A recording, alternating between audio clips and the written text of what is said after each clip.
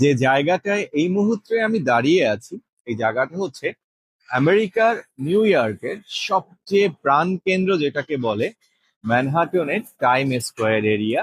এবং এই স্ট্রিটটি খুবই ফেমাস, এটাকে বলে 42nd street, between 7 and 8 time square এরিয়াটা আমি দাঁড়ানো।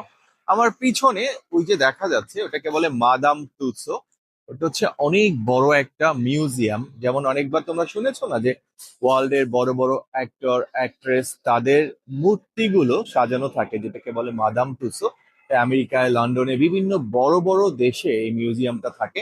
যেমন শাহরুখ খান, অমিতাভ বচ্চন থেকে ওয়ার্ল্ডের অনেক বড় বড় যারা খুব ফেমাস অ্যাক্টর অথবা অ্যাক্ট্রেস তাদের মূর্তিগুলো এই মিউজিয়ামটাতে, মাদাম তুসোতে সাজানো থাকে। যাই হোক, এই জায়গায় দাঁড়িয়ে একটা কথা বলতে ইচ্ছা করছে।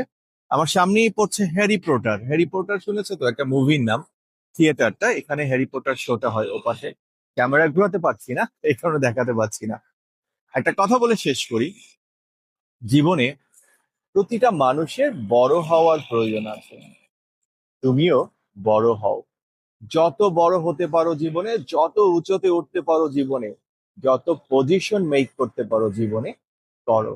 কিন্তু যারা তোমাকে বড় করেছে, যারা তোমাকে বড় হতে হেল্প করেছে, ছোটবেলা থেকে লালন পালন করে আজ এই জায়গা পর্যন্ত নিয়ে এসেছে, অথবা তোমার বিজনেসে তোমাকে ফাইন্যান্সিয়ালি, তোমাকে মেন্টালি বিভিন্ন ধরনের সাপোর্ট দিয়ে তোমাকে আজ এই অবস্থানটায় নিয়ে এসেছে, তাদের সামনে কখনো বড় হয়েও না।